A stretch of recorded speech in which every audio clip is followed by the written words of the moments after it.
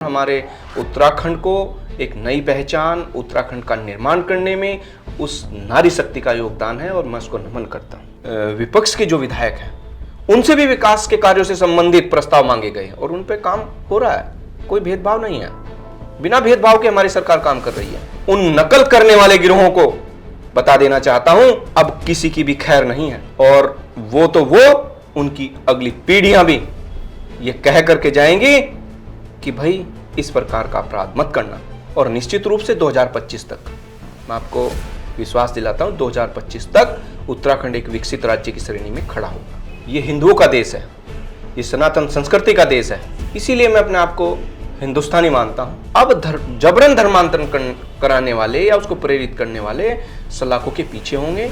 ये मेरा इस प्रदेश की जनता से, उस भोली भाली जनता से वादा है। ये जो बजट है, ये 2025 का जो हमारा विजन है, उसके लिए मील का पत्थर साबित हो। उत्तराखंड में धामी सरकार पार्ट 2 को बने हुए 10 मार्च को पूरा 1 साल हो गया है। ऐसे में धामी सरकार अपने वादों पर खरी उतर पाई है। उन्होंने पूरे 1 साल में क्या कुछ किया है। नमस्कार, मेरा नाम है आकांक्षा चौहान और आप देख रहे हैं द न्यूज वाला नेटवर्क। आज हमारे साथ मौजूद हैं अरविंद कुमार हिंदुस्तानी जी। सर, सबसे पहले तो स्वागत है आपका द न्यूज वाला नेटवर्क में। धन्यवाद आकांक्षा मैम। सर, सबसे पहले जो मेरे दिमाग में सवाल आया है, इस टॉपिक से हटके आपने अपने नाम के साथ लगाया है अरविंद कुमार हिंदुस्तानी। तो सर, ये आपने हिंदुस्तानी नाम क्या सोच के ऐड किया है, इसके पीछे का कारण क्या है? मैम देखिए, मुझे लगता है जब मैं बचपन में देखता था, सोचता था, सुनता था कि उधर पाकिस्तान है, इधर बांग्लादेश है, इधर चाइना है, इधर नेपाल है, इधर श्रीलंका है और हमारे देश का दुखद बंटवारा हुआ। पाकिस्तान नाम दे दिया गया और मुझे लगा, कहीं ना कहीं मुझे लगता है कि जो भारत का नाम है, भारत, जो भरत हैं उनके नाम पर भारतवर्ष पड़ा। लेकिन क्योंकि ये जो देश है, ये हिंदुओं का देश है, ये सनातन संस्कृति का देश है, इसीलिए मैं अपने आप को हिंदुस्तानी मानता हूँ और इसीलिए मैंने अपने नाम के सामने हिंदुस्तानी लगाया। ये बहुत अच्छा जवाब था। हिंदुस्तानी नाम आपने लगाया है, ये बहुत सराहनीय है। चलिए सर, हम आगे बढ़ते हैं। और सर, आप मुझे ये बताइए कि धामी सरकार को 1 साल हो गया है, पार्ट 2 को 1 साल हो गया है उत्तराखंड में बने हुए, सत्ता में आए हुए, तो इस धामी सरकार ने पूरे 1 साल में क्या कुछ नया किया है?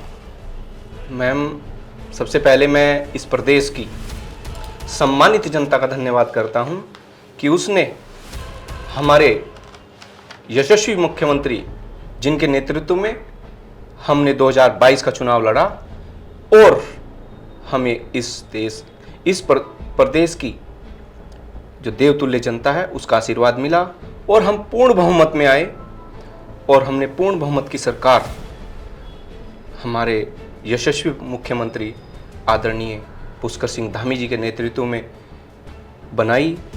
23 मार्च को हमारे जो मुख्यमंत्री हैं पुष्कर सिंह धामी जी, उनका शपथ ग्रहण हुआ और लगभग 1 साल हमारी सरकार को हो चुका है।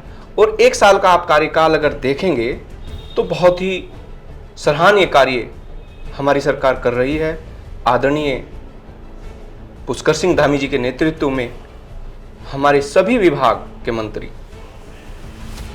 नित नए कीर्तिमान स्थापित कर रहे हैं और जो कुछ मुख्य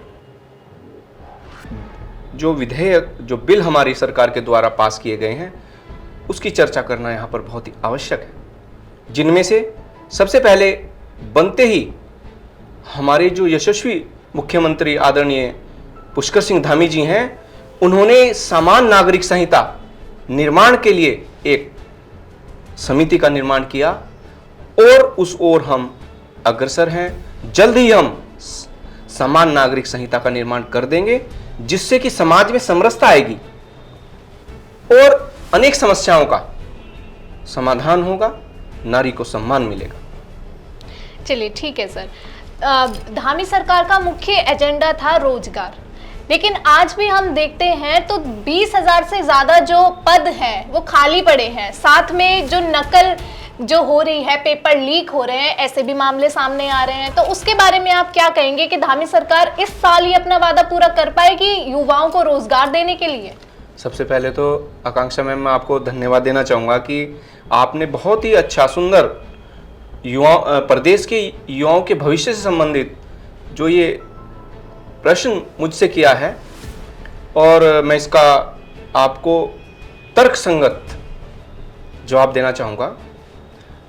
हमारे आदरणीय जो मुख्यमंत्री हैं, जिन्हें हम धाकड़ धामी भी कहते हैं, और वाकई वो धाकड़ धामी हैं, क्योंकि उनके निर्णय इस प्रदेश ही नहीं पूरे देश में सराहे जा रहे हैं, जिनमें से नकल माफियाओं पर हमने अंकुश लगाया है। मैं आपको बताना चाहता हूं कि 30,000 नौकरियों से संबंधित कैलेंडर हमारी सरकार के द्वारा जारी कर दिए गए थे। उस पर भर्ती प्रक्रिया चल रही थी, लेकिन सरकार के संज्ञान में आया कि इस प्रकार से नकल कराने वाला एक गिरोह जो युवाओं के भविष्य के साथ में खिलवाड़ कर रहा है, ऐसा एक गिरोह सक्रिय है। तो धामी जी ने उनकी चिंता, हमारे युवाओं की चिंता की और सख्त नकल विरोधी कानून लाए। और मैं आपके माध्यम से उन नकल करने वाले गिरोहों को बता देना चाहता हूं कि हमारे आदरणीय माननीय मुख्यमंत्री जी द्वारा ये नकल विरोधी कानून लाया गया है, अब किसी की भी खैर नहीं है। और वो उनकी अगली पीढ़ियां भी ये कह करके जाएंगी कि भाई इस प्रकार का अपराध मत करना। तो सर, क्या जो युवा हैं, जो विद्यार्थी हैं, जो परीक्षाओं के लिए तैयारियां कर रहे हैं, तो वो इस नकल विरोधी कानून आने के बाद बिल्कुल निश्चिंत हो जाए कि अब नकल या पेपर लीक जैसे मामले बिल्कुल सामने ही नहीं आएंगे? बिल्कुल। मैं अपने प्रदेश के जो होनहार युवा हैं, जिनके साथ में कहीं ना कहीं अन्याय होता था, पेपर लीक, पूरे साल भर वो मेहनत करते थे, उधर पेपर लीक हो गया, उनकी सारी मेहनत पर पानी फिर जाता था। और जो ऐसे लोग थे जो गलत तरीके से नौकरी प्राप्त करते थे, कहीं ना कहीं नकल विरोधी कानून से उन पर अंकुश लगेगा। और मैं आपको निश्चित करता हूं भविष्य में इसके सुखद परिणाम हम सब के लिए और हमारे प्रदेश के लिए आएंगे। चलिए, ठीक है सर। अब धामी सरकार का दूसरा मुख्य एजेंडा था महिला सशक्तिकरण। अब बात करें महिला सशक्तिकरण की, तो लेकिन अभी भी जो महिलाएं हैं उनको बहुत सी परेशानियां देखने को मिलती हैं। तो आप क्या कहना चाहेंगे कि धामी सरकार ने महिला सशक्तिकरण के लिए क्या कुछ किया है? योजनाएं तो उन्होंने बहुत बनाई हैं, तो क्या एक ऐसी मेन चीज है जिससे महिलाएं बिल्कुल निश्चिंत हो जाए कि हमारी धामी सरकार या हमारी सरकार है जो उन्होंने हमारे लिए कुछ किया है? बहुत अच्छा आकांक्षा मैम, आपने क्वेश्चन पूछा है। अभी 8 तारीख को हमने अंतर्राष्ट्रीय महिला दिवस भी मनाया है। महिलाओं का हम सब लोग, हमारी सरकार सम्मान करती है। और वास्तव में ये हम तो ऐसे प्रदेश में रह रहे हैं जिसका निर्माण महिलाओं के द्वारा किया गया है।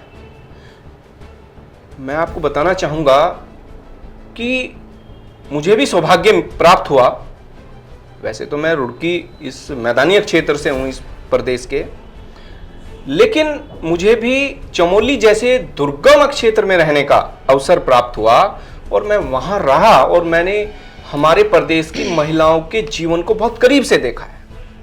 मैंने देखा है वो कितनी मेहनत करती हैं, वो किस प्रकार से घास अपने कंधे, अपने कमर पर लाद करके कई कई किलोमीटर जाती हैं, बहुत ही मेहनत करती हैं। और हमारे उत्तराखंड को एक नई पहचान, उत्तराखंड का निर्माण करने में उस नारी शक्ति का योगदान है और मैं उसको नमन करता हूं। धन्यवाद सर।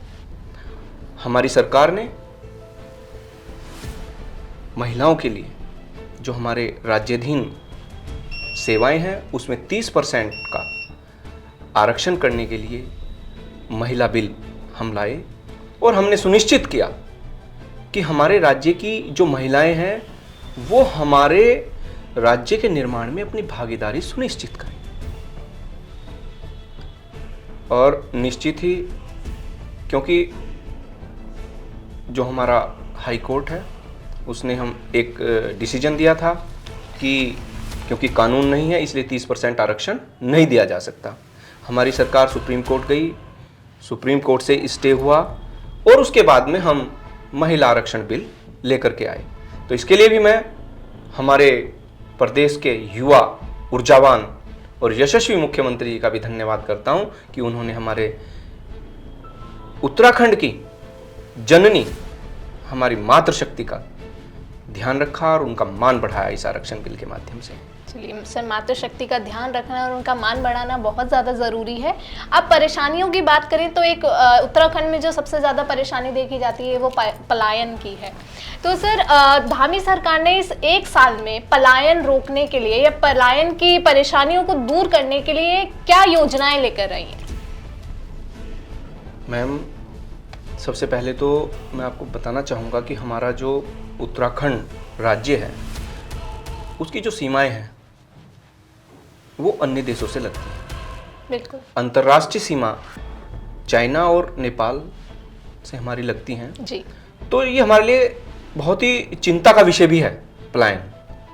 तो हमारी सरकार ने, हमारे युवा मुख्यमंत्री ने, जिन्हें हम धाकड़ धामी भी कहते हैं, उन्होंने धाकड़ निर्णय लिए पलायन रोकने के लिए। स्थानीय स्तर पर रोजगार उपलब्ध कराने की नीतियां बनाई, जिनमें से जैविक खेती को बढ़ावा दिया, सौर ऊर्जा के माध्यम से विद्युत उत्पादन, और साथ ही रोजगार का वो एक माध्यम भी बन रहा है आज के समय में।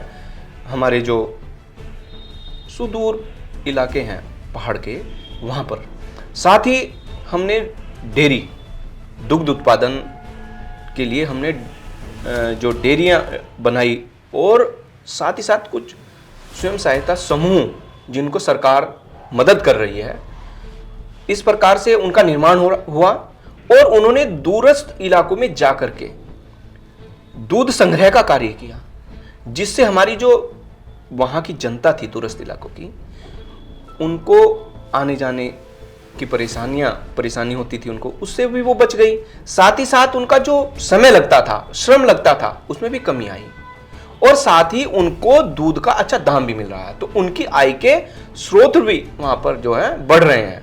तो इस प्रकार से और भी अनेक योजनाएं हैं जिनकी, क्योंकि समय की भी सीमा है, जिनकी मैं यहाँ पर चर्चा आपके साथ में कर सकता हूँ, तो लेकिन उसमें विस्तार से फिर कभी आपके साथ में हम चर्चा करेंगे। लेकिन हमारी सरकार इसको लेकर बहुत ही संवेदनशील है। पलायन रोकने के लिए हमने उपाय किए हैं, और फिर भी यदि कोई हम कहीं से भी हमारे सामने सुझाव आता है, हम तो अभी हमारे माननीय मुख्यमंत्री जी के द्वारा जो हमारे विपक्ष के जो विधायक हैं, उनसे भी विकास के कार्यों से संबंधित प्रस्ताव मांगे गए हैं, और उन पे काम हो रहा है। कोई भेदभाव नहीं है, बिना भेदभाव के हमारी सरकार काम कर रही है। किसके लिए? उत्तराखंड के विकास के लिए, उत्तराखंड को देश के अग्रणी राज्यों में शामिल करने के लिए, और निश्चित रूप से 2025 तक, मैं आपको विश्वास दिलाता हूं, 2025 तक उत्तराखंड एक विकसित राज्य की श्रेणी में खड़ा हो।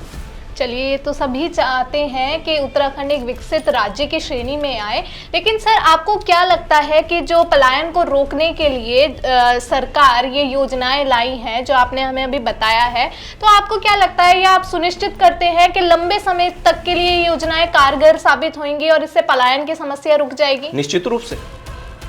निश्चित रूप से आप इसके दूरगामी परिणाम देखेंगे और इससे पलायन रुकेगा।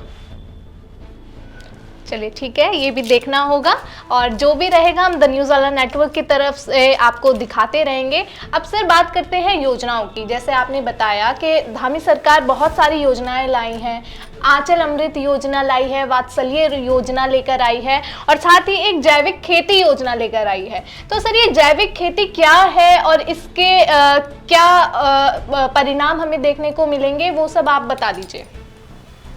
बहुत ही आपने सुंदर यहाँ पर प्रश्न किया है, क्योंकि देखिए कहीं ना कहीं जब हम खेती की बात करते हैं तो जमीन की जो उर्वरा शक्ति है, जब हम उसमें रासायनिक खादों का प्रयोग करते हैं तो उसकी उर्वरा शक्ति में भी कमी आती है।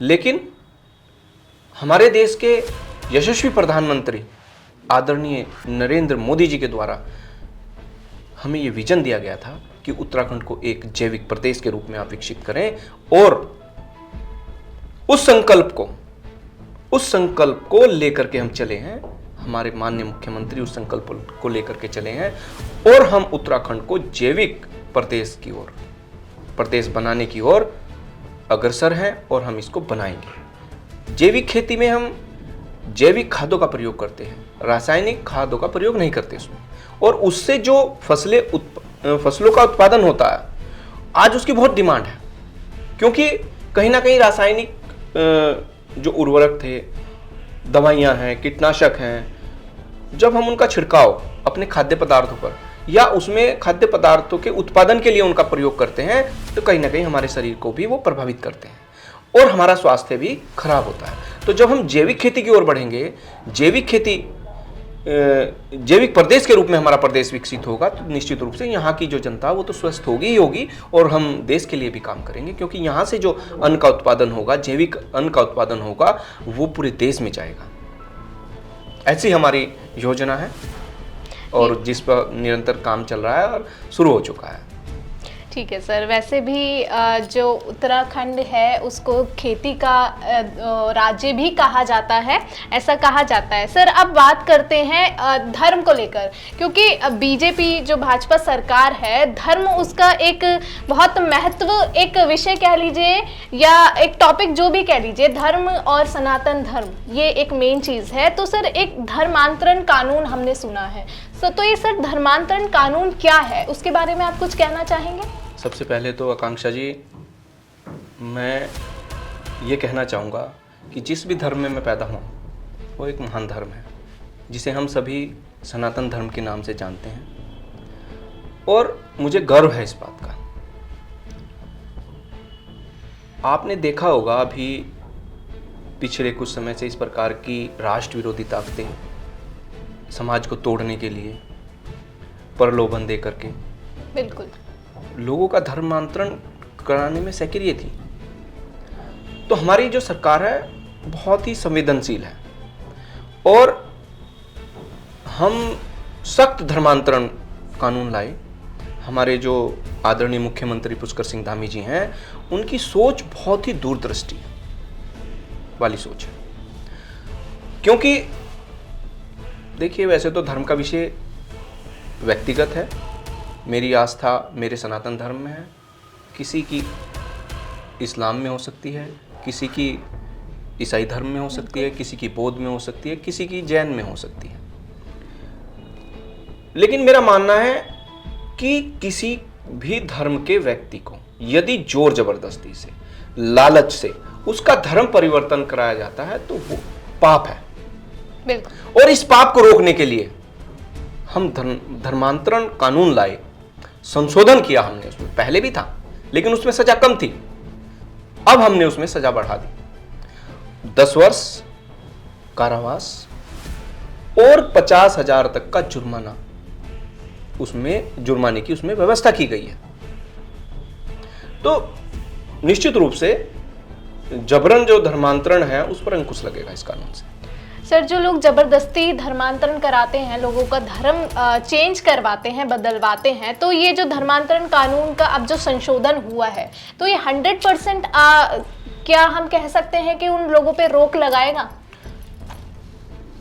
आकांक्षा मैम, सबसे पहले आप किसी भी चीज़ की आवश्यकता के बारे में हम चर्चा करते हैं यहाँ पर। देखिए न्यायालय है, एक न्यायिक प्रक्रिया है।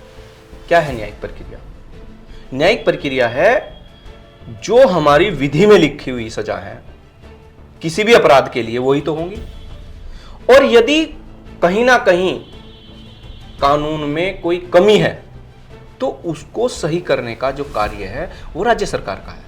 और हमारी जो वर्तमान धामी सरकार है उसने इस धर्मांतरण कानून में संशोधन किया और उसमें सख्ती की।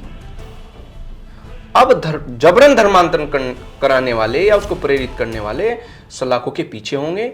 ये मेरा इस प्रदेश की जनता से, उस भोली भाली जनता से वादा है। गंभीर है सरकार इस विषय में। चलिए ठीक है सर, अब बात कर लेते हैं बजट की। अब एक साल कंप्लीट हो गया है धामी सरकार पार्ट 2 को। अब 15 मार्च को बजट पेश करने वाली है सरकार। करीब अगर हमें रिपोर्ट आई है, करीब 79,000 करोड़ का जो ये बजट है वो पेश होने वाला है। और विपक्ष ने भी तैयारियां पूरी कर ली है इस पे नकेल कसने की। और मुख्य जो इस बार का एजेंडा हर बार की तरह धामी सरकार का रहने वाला है रोजगार, युवाओं के लिए रोजगार और महिला सशक्तिकरण। तो इस बार हम क्या उम्मीद लगा सकते हैं कि धामी सरकार अपने वादों पर पूरा खरा उतर पाएगी? बिल्कुल, आपकी उम्मीद के अनुसार ही बजट आएगा और हम सब इस बजट को एक जनप्रिय बजट के रूप में देखेंगे। और ये जो बजट है, ये 2025 का जो हमारा विजन है उसके लिए मील का पत्थर साबित होगा। चलिए, बहुत अच्छी बात है, आपने बहुत अच्छा स्टेटमेंट ये दिया है सर। आपका बहुत बहुत शुक्रिया, आपने अपना कीमती समय हमें दिया और बहुत अच्छे विषय पे हमने बातचीत की है, लोगों तक आपने अपने जो थॉट्स हैं वो पहुंचाए हैं। और फिर हम आपके साथ किसी और विषय को लेकर जुड़ेंगे और आपकी जो प्रतिक्रिया है हमें कमेंट बॉक्स में ज़रूर बताते रहें और हमारे साथ जुड़े रहें और देखते रहें द न्यूज़ वाला नेटवर्क। धन्यवाद। धन्यवाद आकांक्षा जी। धन्यवाद सर।